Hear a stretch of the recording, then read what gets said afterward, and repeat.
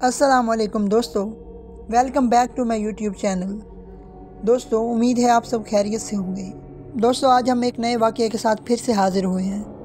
दोस्तों, ये वाक़या हमें हमारे एक सब्सक्राइबर ने भेजा है, तो चलिए ये वाक़या उन्हीं की ज़ुबानी सुनते हैं। मगरिब का वक्त था, हर तरफ मगरिब की अज़ानों की सदाएँ गूंज रही थीं। वो अभी नहा कर निकली थी और मगरिब के वक्त वो खुले बालों को लिए गैलरी पर आकर खड़ी हुई थी। ये जून का महीना था, सख्त गर्मियाँ थीं, हर तरफ हब्स का माहौल था।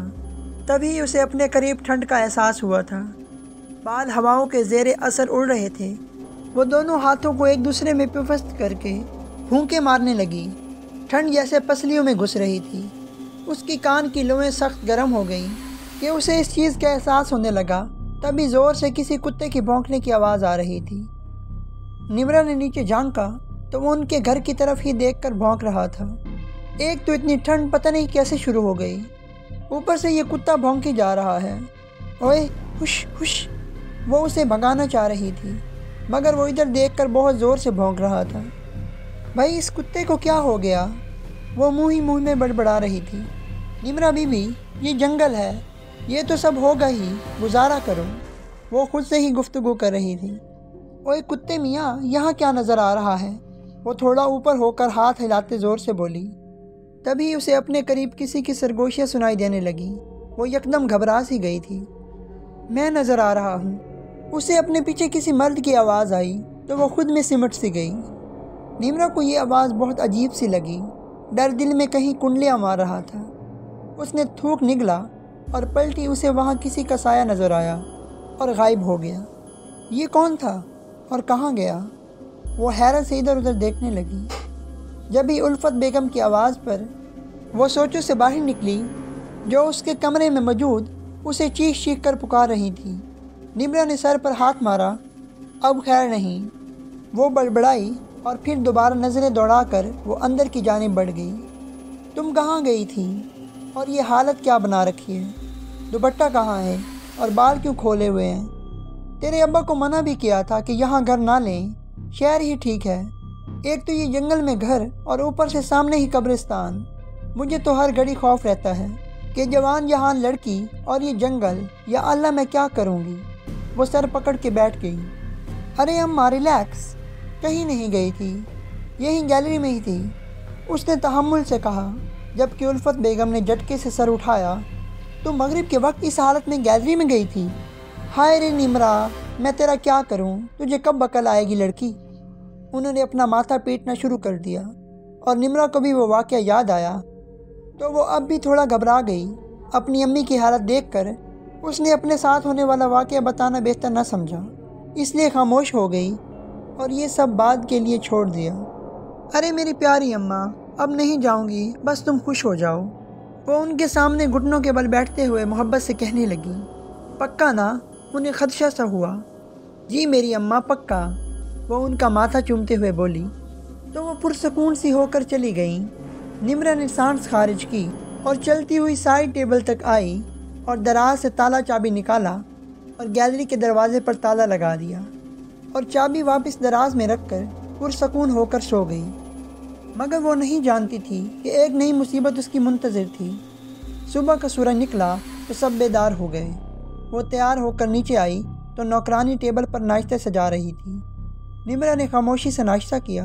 अम्मा, मैं ज़रा बाहर जा रही हूँ, थोड़ी देर में आ जाऊँगी, निम्रा ने उल्फत बेगम से कहा तो वो उसे घूरने लगी। अरे अम्मा, आ जाऊँगी ना, कहीं नहीं जाऊँगी। वो उन्हें मुतमईन करके तेज़ी से निकल गई, कहीं अम्मा रोक ही न लें। वो अपना DSLR निकाल कर गले में लटकाए जानवरों की तस्वीरें बना रही थी। उसे वहाँ एक स्याह रंग का बिल्ला नज़र आया जो दर्द से कराह रहा था। निम्रा को उसे देखकर अफसोस हुआ। उसने पहले उसकी 2-3 तस्वीरें निकाली और फिर उसे उठाए घर की जानिब रवाना हो गई। अभी वो घर में दाखिल ही हुई थी कि सामने ही अम्मा लड़ाका औरतों की तरह कमर पर हाथ बांधे उसकी मुंतज़िर थी। उसने नफ़ी में सर हिलाया और घर में दाखिल हुई। ओए, ये किस मनूस काले बिल्ले को लेके आई हो? वो उसे टोकती हुई बोली। बिल्ले ने उन्हें बुरी तरह घूरा था। अरे अम्मा, उसे चोट लगी है, ٹھیک ہو جائے گا تو اسے واپس جنگل میں چھوڑ آؤں گی۔ وہ انہیں تفصیل سے آگاہ کرتی ہوئی اوپر چلی گئی۔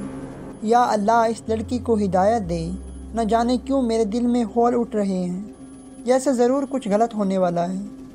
نمرہ ایک خوبصورت اور جوان لڑکی تھی، جسے دیکھ کر سب کے منہ سے تعریفی کلمات ہی نکلتے تھے، اس لیے الفت بیگم پریشان رہتی تھی۔ اوپر سے اس کی مشکوک حرکتیں انہیں اور پریشانی میں مبتلا کرتی تھیں۔ نمرہ کے ابو تو پولیس میں ہونے کی وجہ سے 2-3 دن گھر سے باہر رہتے تھے۔ وہ اس بلے کو لیے اپنے کمرے میں آ گئی اور اس کو بینڈیج کر کے اسے صوفے پر ڈال دیا۔ وہ بس اسے دیکھے ہی جا رہا تھا، بلا فوراً اٹھا اور گیلری پر پہنچ کر اچھلنے لگا۔ نمرہ نے مسکرا کر اسے دیکھا اور دراز سے چابی نکال کر گیلری کا دروازہ کھول دیا، اور حیرت کی بات، اس دروازے کھلنے کے بعد وہ وہاں سے ہٹ کر اس کے برابر سو گیا۔ اس کی حرکتیں جیسے کسی انسان کی طرح تھیں۔ وہ ٹھٹک سی گئی تھی، لیکن اپنا وہم سمجھ کر سر جھٹک دیا کہ کیا ایک بلّا کیا انسان ہو سکتا ہے؟ مگر یہ بلّا مجھ سے ڈر کیوں نہیں رہا؟ وہ سوچ میں پڑ گئی تھی۔ کہیں اماں کا شک صحیح تو نہیں؟ وہ پریشانی سے سوچنے لگی۔ اسے کچھ سمجھ نہیں آ رہا تھا کہ یہ کیا ہو رہا ہے۔ اف، میں کچھ زیادہ ہی سوچ رہی ہوں۔ وہ سر جھٹک کر رہ گئی۔ وہ لاؤنج میں بیٹھی تصویریں دیکھ رہی تھی۔ تبھی اس کی آنکھیں پھٹی کی پھٹی رہ گئیں اور ہاتھوں میں لرزش شروع ہو گئی۔ یہ کیسے ہو سکتا ہے؟ وہ لڑکھڑاتی آواز میں بول دی۔ دل زور زور سے دھڑکنے لگا، چہرے پر پسینے کی ننھی ننھی بوندیں نما ہو گئیں۔ سب جانوروں کی تصویریں ٹھیک ٹھاک تھیں، مگر 2 تصویریں تھیں جو بالکل خالی تھیں۔ اس میں کوئی جانور نہ تھا۔ ایسے کیسے ہو سکتا ہے؟ اس میں اس بلے کی تصویریں نہیں ہیں، اور یہ دونوں پکچر میں تو کوئی ہے ہی نہیں۔ وہ تھوک نگلتے ہوئے بولی اور تیزی سے اپنے کمرے کی جانب بڑھی، جہاں وہ بلّا گیلری کی دیوار پر مزے سے بیٹھا تھا اور سامنے پڑا گوشت کا ٹکڑا جہلوں کی طرح کھا رہا تھا، جو کسی انسان نما گوشت کی طرح تھا۔ نمرہ کو اس سے خوف آنے لگا تھا۔ بلے کے منہ پر خون لگا ہوا تھا، اس کے بلیو آنکھیں سرخ ہو رہی تھیں اور پنجے کے نوکیلے ناخن بھی سرخ۔ نمرہ کی تو جان فنا ہونے لگی۔ وہ اپنا وجود گھسیٹتے ہوئے گیلری میں آئی۔ بلے کو جیسے ہی کسی آنے کا احساس ہوا، اس کی ایک ایک چیز نارمل ہونے لگی۔ گوشت کا ٹکڑا غائب ہو گیا تھا، اس کے پنجوں کا خون آہستہ آہستہ مٹنا شروع ہو گیا تھا، منہ پر لگا خون بھی صاف ہو چکا تھا، اور جب نمرہ نے اس کی آنکھیں دیکھی تو وہ واپس نیلی ہو گئی تھی۔ نمرہ نے اسے فوراً اٹھایا اور تیزی سے کمرے میں نکل گئی۔ وہ 2-3 سیڑھیاں اتر رہی تھی، اسے اپنا ہوش نہ تھا۔ اسے بس اس بلے کو واپس جنگل میں چھوڑنا تھا۔ نمرہ کی امی اسے پیچھے سے آوازیں دے رہی تھی، مگر ابھی وہ ہوش و حواس میں نہیں تھی۔ اس کے ذہن میں وہ منظر تیزی سے گردش کر رہے تھے۔ کسی کی آواز اسے سنائی نہیں دے رہی تھی۔ سننے سمجھنے کی صلاحیت مفلوج ہو چکی تھی۔ اس نے اپنی بھاگتی ٹانگوں کو جنگل میں آ کر ہی بریک لگایا تھا۔ اس نے بلے کو پھینکنے کے انداز میں نیچے رکھا تھا، جس سے اس نے ایک زور کی دھاڑ نکالی تھی۔ نمرہ سہم کے 2 قدم پیچھے ہٹی اور پلٹ کر بھاگنے لگی تھی۔ بلے کی دھاڑیں تیز سے تیز تر ہوتی جا رہی تھیں۔ نمرہ نے پیچھے مڑ کر نہ دیکھا۔ اسے لگا اگر اس نے پیچھے پلٹ کر دیکھا تو وہ بلّا اسے نہیں چھوڑے گا، وہ شاید اسے مار ڈالے گا۔ اس کی سانسیں پھول رہی تھیں، پاؤں دوڑ لگا لگا کر شل ہو چکے تھے۔ ایسا لگ رہا تھا کہ اس نے کسی ریس میں حصہ لے لیا ہے۔ اگر وہ رکی تو وہ ہار ضرور جائے گی، اور اگر وہ رکتی تو وہ واقعہ ہار جاتی۔ ریس تو نہیں، مگر زندگی ضرور ہار جاتی۔ اس نے گھر آ کر ہی سانس بحال کیا اور دروازے کی چوکھٹ پر گر کر بے ہوش ہو گئی تھی۔ اس لیے نمرہ کے ابو کو بھی چھٹی تھی اور وہ لاؤنج میں بیٹھے تھے اور اخبار کا مطالعہ کر رہے تھے۔ کسی کے گرنے کی آواز پر انہوں نے اپنا سر اخبار سے نکالا تو وہ نمرہ کو پڑا دیکھ کر وہ گھبرا گئے تھے۔ نمی میری جان، وہ تڑپ کر اس کے پاس آئے تھے اور اسے اٹھا کر اوپر کی جانب بھاگے۔ نمرہ کی امی ان کی چیخو پکار سن کر خود بھی تیزی سے اوپر کی جانب بڑھی تھی، اور سامنے نمرہ کو بے سد دیکھ کر ان کے ہاتھ پاؤں پھول گئے تھے۔ نمرہ میری بچی، کیا ہوا؟ وہ اس کے سرہانے بیٹھ کر اس کے گال تھپ تھپا رہی تھی۔ اشرف، کیا ہوا میری بچی کو؟ وہ رو رہی تھی۔ میں نے ڈاکٹر کو کال کی ہے، الفت، ہماری نمی کو کچھ نہیں ہوگا، وہ ان کو حوصلہ دیتے ہوئے بولے۔ تھوڑی ہی دیر میں ڈاکٹر آ گیا تھا۔ کیا ہوا ہے ڈاکٹر میری بچی کو؟ کچھ نہیں، ان کو ٹینشن کی وجہ سے نروس بریک ڈاؤن ہو گیا تھا، اور کوئی مسئلہ نہیں ہے۔ میں نے انہیں سکون آور انجیکشن لگا دیا ہے، ابھی وہ سو رہی ہیں، تھوڑی دیر میں ہوش میں آ جائیں گی، آپ یہ دوائیاں کھلائیں، انشاءاللہ بہتر ہو جائے گی۔ شکریہ ڈاکٹر صاحب، میں آپ کو باہر تک چھوڑ دوں۔ انہوں نے مسکرا کر نسخہ تھاما اور انہیں چھوڑنے باہر کی جانب آ گئے۔ ڈاکٹر چلے گئے تو وہ بھی دوائیاں لینے چلے گئے تھے۔ وہ تھوڑا سا کسمسائی تھی، اس نے آہستہ آہستہ آنکھیں کھولی تھیں اور اپنے اوپر اس بلی کو جھکا دیکھ کر وہ چیخ کر اٹھ کے بیٹھ گئی۔ اس کا وجود تھر تھر کانپ رہا تھا۔ نمرہ میری بچی کیا ہوا؟ نمرہ کی امی کی ابھی آنکھ ہی لگی تھی کہ اس کی چیخ پر وہ ہڑبڑا کر اٹھ بیٹھی۔ امی یہ بلا، وہ ہکلائی تھی۔ ارے یہ وہی تو بلا ہے جو تو لے کر آئی تھی، اب کیا ہوا؟ وہ اس بلے کو دیکھ کر ناگوار سی بولی۔ مگر اسے دفع کر، تو بتا ٹھیک ہے؟ انہوں نے اس کا پسینہ تر چہرہ اپنی جانب موڑا تو نمرہ نے سر اس بات میں ہلا دیا۔ چل میری بیٹی تو آرام کر، میں کچھ کھانے کے لیے لے آتی ہوں۔ تبھی اذانوں کی آواز آنے لگی۔ نمرہ نے سامنے لگی وال کلاک پر دیکھا تو وہاں مغرب کی اذان کا وقت ہو رہا تھا۔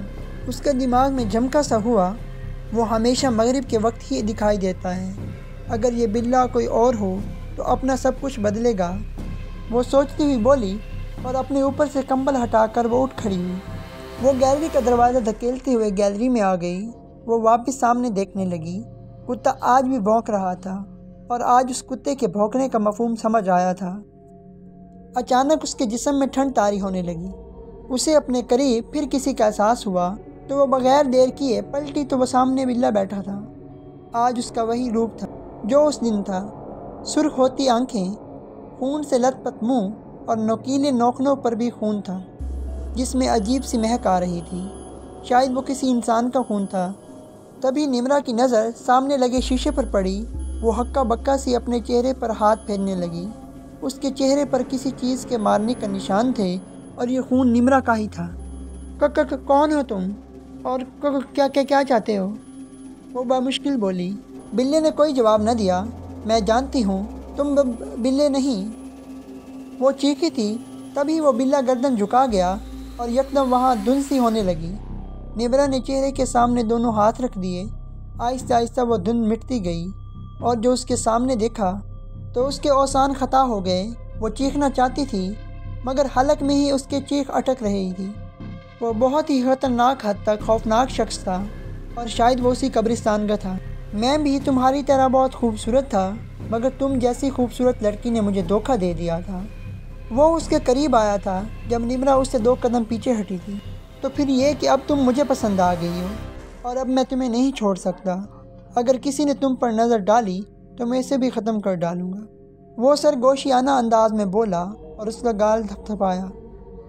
پلیز مجھے چھوڑ دو، میں نے تمہارا کیا بگاڑا؟ وہ منت کرتے ہوئے بولی۔ ارے ایسے کیسے؟ مجھے تم پسند آئی ہو اور مجھے جو پسند آتا ہے میں اس کا پیچھا نہیں چھوڑتا۔ اس کی آواز بھی اس طرح خطرناک تھی اور نمرہ کو اپنے ہاتھ ٹھنڈے محسوس ہوئے۔ اس نے زور سے آنکھیں مچ لیں اور اگلے ہی پل وہ جن اس کے اندر گھس گیا۔ نمرہ کو سمجھ نہ آیا اور جب سمجھ آیا تب وہ کسی اور کے قبضے میں تھی۔ اب یہ میری ہے، وہ نمرہ کے جسم میں موجود تھا اور کہکا لگا کر ہنستا تھا اور واپس چل کر بیڈ پر آ کر لیٹ گیا۔ اس نے اپنے بال پونی سے آزاد کر دیے تھے اور آگے کر لیے تھے۔ اس کی آنکھیں سفید ہو گئی تھیں مگر کسی کی آہٹ پر وہ بالکل نارمل سی ہو گئی تھی۔ بیٹا یہ کھانا لو۔ انہوں نے کھانے کی ٹرے اس کی جانب بڑھائی جسے اس نے دھاڑتے ہوئے پھینک دی۔ دفع ہو جا یہاں سے بڑھیا، وہ دھاڑا تھا اور نمرہ کی امی تو اس کے انداز پر حیرت کے سمندر میں غوطہ زن ہو گئی تھی۔ یہ کیا کہہ رہی ہو نمرہ؟ میں نے کہا یہاں سے دفع ہو جاؤ تو میں اس کو نقصان پہنچاؤں گا، سمجھی؟ وہ گرایا اور الفت بیگم کو اس کا لہجہ کچھ سمجھ نہ آیا۔ انہوں نے آگے بڑھ کر اس کو گلے لگا لیا۔ میری بچی یہ کیا حالت بنا رکھی ہے تو نے اپنی، وہ نم لہجے میں بولی۔ تبھی اس جن نے اسے دھکا دے دیا اور دھکا اس زور کا تھا کہ وہ بیڈ سے نیچے گر گئی تھی۔ انہیں کچھ گڑبڑ لگی۔ وہ بھاگتی ہوئی لاؤنج میں آ گئی اور آ کر ٹیلی فون میں کسی کا نمبر ڈائل کرنے لگی۔ ہیلو اشرف، پلیز جلدی گھر آ جائیں، وہ روتے ہوئے بولی۔ کیا ہوا نمرہ کی امی؟ وہ پریشانی سے بولے۔ اشرف صاحب مجھے نمرہ ٹھیک نہیں لگ رہی، آپ بس جلدی سے گھر آ جائیں۔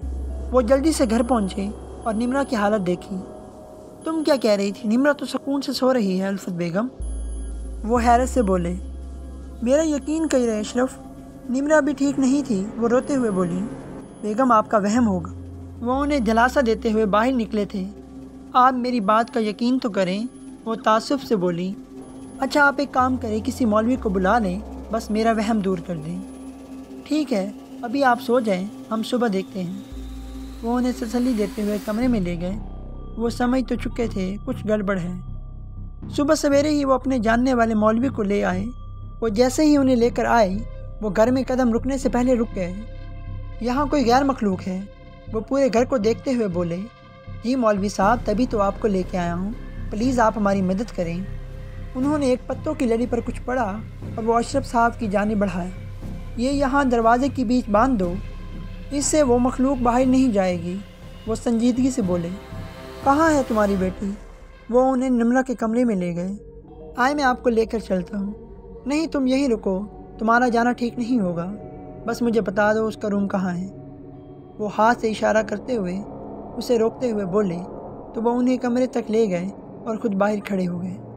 اشرف تم تو کہہ رہے تھے کہ میں نے دروازہ بند کر دیا تھا۔ جی مولوی صاحب، میں نے بند کر دیا تھا۔ کہیں ایسا تو نہیں کہ میری بیوی نے دروازہ کھول دیا ہو؟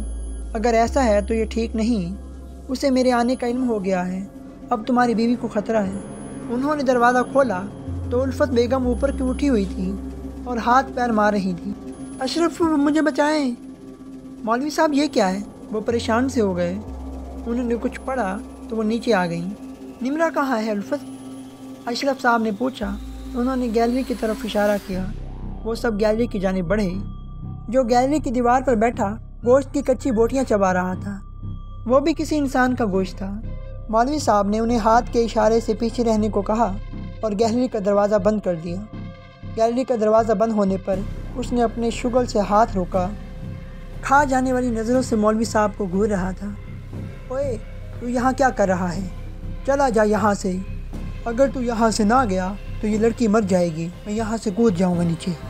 مولوی صاحب آنکھیں بند کر کے کسی چیز کا ورد کرنے میں محو تھے۔ انہوں نے مٹی کی پیالے سے مٹی نکالی اور ہتھیلی پر رکھ کر پھونک ماری۔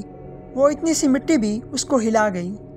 وہ چیخنے لگا، آپ لوگ جلدی سے رسی کا بندوبست کریں۔ انہوں نے ہدایت دی اور دوبارہ آنکھیں بند کر لی اور مٹی وہ اس کی جانب پھونک رہے تھے اور وہ کراہ کر زمین پر بوس ہو گیا تھا۔ تب تک اشرف صاحب رسی لے کر آئے تھے۔ اسے اٹھا کر بیڈ پر لٹا دیا گیا اور اس کے ہاتھ پاؤں باندھ دیے گئے۔ چھوڑ مجھے، چھوڑ، تو کوئی زندہ نہیں بچے گا۔ وہ اپنی پوری جان لگا رہا تھا مگر مولوی صاحب نے ایک گیر بنا دیا تھا۔ امی مجھے کھولیں، امی مجھے ڈر لگ رہا ہے۔ وہ تڑپ کر بولی، میری بچی۔ وہ بھی ایک ماں تھی۔ اپنی بیٹی کی تڑپ کی آواز سن کر وہ آگے بڑھی تھی اور کھولنے ہی لگی تھی۔ رکو بیٹی، یہ غلطی مت کرنا، وہ تمہیں بھٹکا رہا ہے۔ نمرہ کی امی کو اپنی غلطی کا احساس ہوا اور وہ 2 قدم پیچھے ہٹی اور رخ پھیر کر کھڑی ہو گئی، کیونکہ اس لڑکی کی وہ پیچھے پڑا ہوا تھا۔ چھوڑ دے، وہ تجھے کیا دے گی، چھوڑ دے اسے، وہ اسے سمجھاتے ہوئے بولے۔ اس نے کہکا لگایا، مجھے یہ اچھی لگتی ہے، تم لوگ جو بھی کر لو، میں اسے نہیں چھوڑوں گا۔ ایک لڑکی نے مجھے دھوکہ دیا تھا اور میں اسے اپنا بدلہ پورا کروں گا۔ تجھے اس معصوم بچی کو چھوڑنا ہی ہوگا۔ مولوی صاحب کے لب پھڑپھڑا رہے تھے اور وہ درد سے تڑپ رہا تھا۔ پھر مولوی صاحب نے آنکھیں کھول لیں۔ اس کے گلے میں یہ تعویذ باندھ دو۔ نمرہ کا ابو جیسے ہی اس کی جانب تعویذ پہنانے کے لیے آگے بڑھا تو اس نے پٹ سے آنکھیں کھولی اور گردن ادھر ادھر کرنے لگا۔ نہیں نہیں، وہ چیخ رہا تھا۔ اس کا جارحانہ انداز دیکھ کر اشرف صاحب رکے تھے۔ اشرف، اس کی مت سنو۔ کافی مشکل سے آخر کار انہوں نے وہ تعویذ اس کے گلے میں ڈال دیا تھا۔ اس نے اشرف صاحب کو بہت نقصان پہنچایا تھا مگر انہیں اپنی بیٹی کو بچانا تھا۔ چند گھنٹہ اور محنت کے بعد آخر کار وہ اس کے جسم سے نکل کر نیست و نابود ہو گیا تھا۔ سب نے ہی شکر کا کلمہ پڑھا اور نمرہ نے آہستہ آہستہ آنکھیں کھولی تھی۔ ایک دن میں ہی اس کی آنکھوں کے نیچے ہلکے اس کا جسم کمزور سا ہو گیا تھا۔ وہ ہڑبڑا کر اٹھی تھی۔ اب نمرہ کی حالت تھوڑی بہتر ہوتی جا رہی تھی۔ دوستو، امید ہے آپ کو آج کی ویڈیو اچھی لگی ہوگی۔ اس طرح کی مزید ویڈیوز دیکھنے کے لیے ہمارے چینل کو سبسکرائب کیجیے۔ ملتے ہیں اگلی ویڈیو میں، تب تک کے لیے اللہ حافظ۔